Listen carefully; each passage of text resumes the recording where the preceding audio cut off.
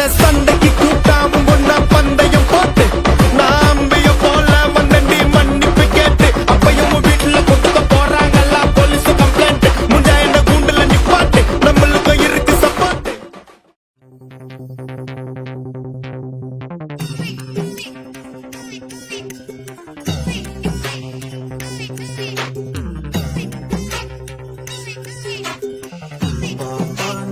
இருக்கேன்பா மதுராவும் இருப்பேன்பா எப்பவுமே நான் தான்ப்பா